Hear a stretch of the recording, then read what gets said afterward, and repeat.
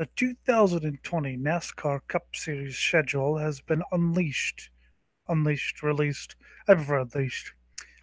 So, Steve O'Donnell, the guy who does things, I think he's the vice president of something or other, he says that fans have been crying out for sweeping changes to the schedule. So, what does that mean, sweeping changes? What exactly has changed here? Are we going to Irwindale or Coda or Road America or Isle of Man? Well, let's find out. By the way, sorry if there's a buzz on my microphone. I'm having some weird audio problems where my microphone is now much clearer than it was, but a hell of a lot buzzier, and I can't hear it when I'm doing this live. So just bear with me, people. Okay, it's I can't do a thing about it right now. So let's analyze, analyze the 2020 NASCAR Cup Series schedule. Now, this is some interesting where I don't see Monster Energy anywhere on this, which makes me think that they are not renewing their sponsorship for 2020. I do wonder about that. Anyway, let's start. So it starts out uh, February 9th with the Clash at Daytona. Um, no change here. I think they should, take the Clash out and shoot it, but whatever. Matt Weaver wants to go to New Smyrna Speedway, which I don't know. I don't get the point of the Clash. I mean, it's basically the same guys you see every Sunday, just less of them in a shorter race. Big deal. Thursday, the duels at the Daytona again. I don't see the point. Daytona 500. So nothing out of the ordinary here.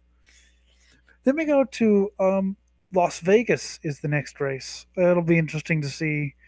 Atlanta was the second race of the schedule with Vegas third. Now Vegas is second. It'll be interesting to see what happens. March 1 is Auto Club Speedway. That's the race at Fontana.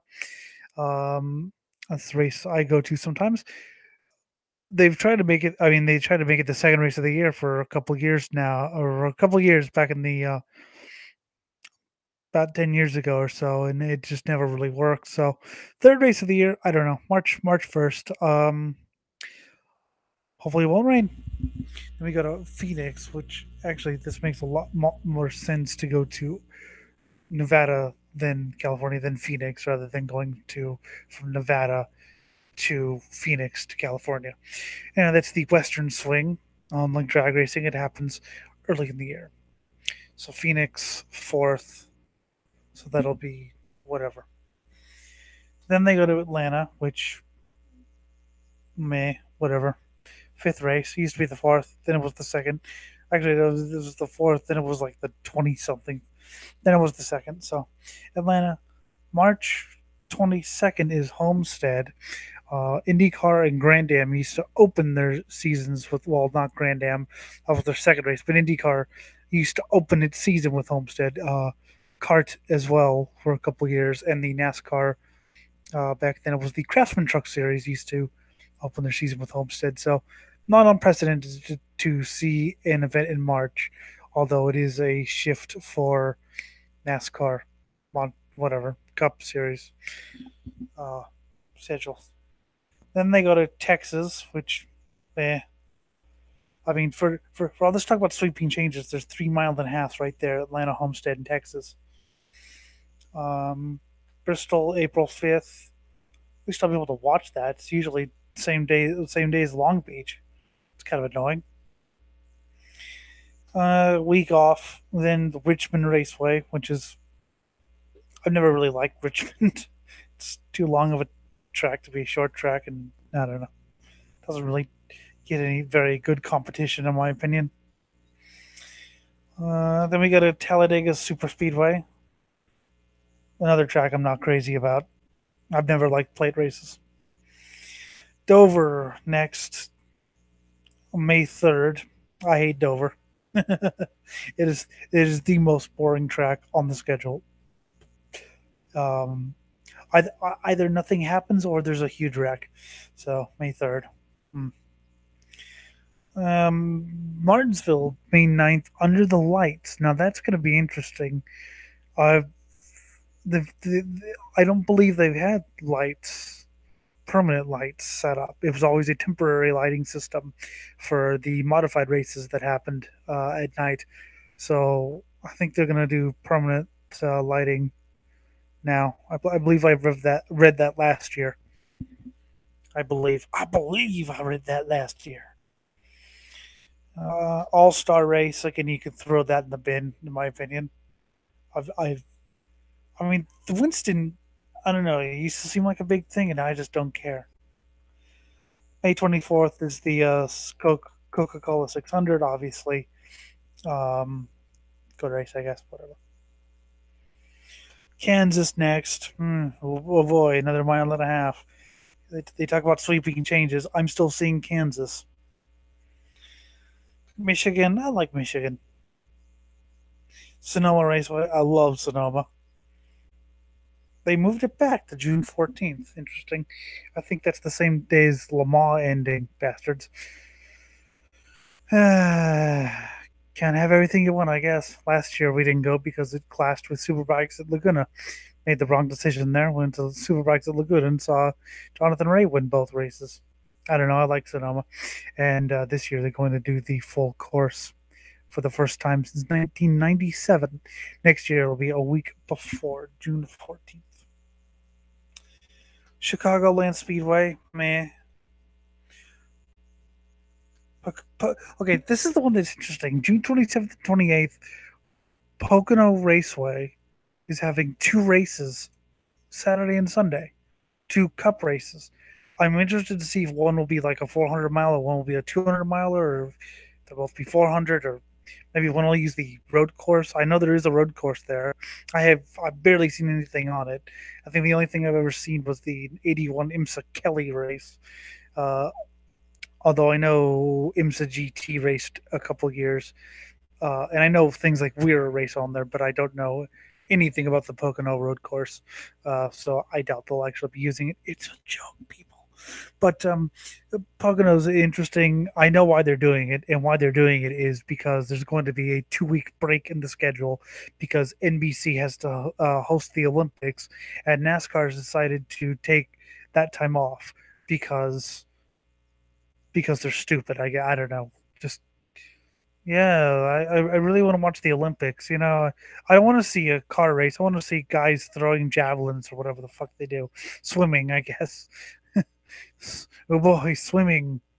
Um, so that's why they're doing it. Which it makes. I mean, the Pocono races have always been really close anyway. I think in a 6 week break, so or 6 weeks in between. So I guess it sort of makes more sense to just have them both together. So yeah, that's interesting. Pocono doubleheader. This is another interesting one. Indianapolis, July 5th. Now, get ready for a bunch of people to start bitching. They're messing with tradition. They are, because Daytona was always the 4th of July weekend, and there's some old 90-year-old message on Facebook right now. I went to the first race, 1959, the Firecracker 250. Oh yeah, guess what? Grandpa, times change. Um, Indianapolis, July 5th. I heard it's hot as hell in the Midwest in July, so this is gonna probably be a stupid decision. But yeah, you've just pissed off all the traditionalists with moving Daytona and putting Indian in its place. Daytona has not gone away. Daytona has moved.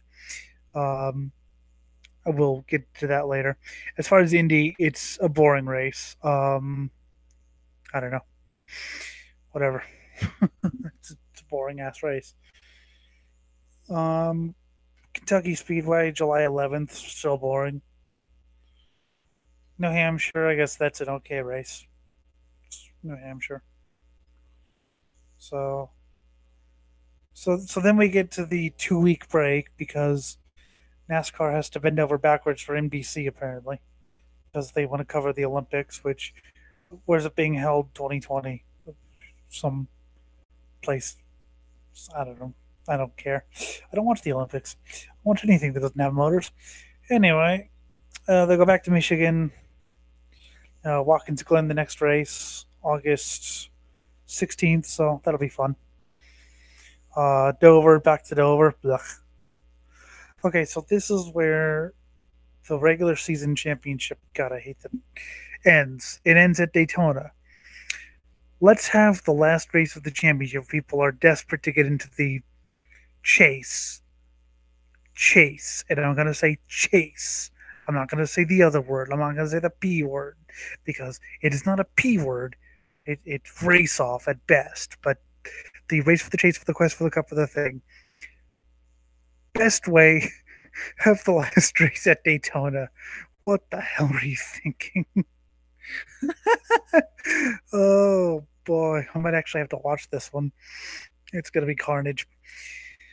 Maybe there'll be another spin gate, wreck gate.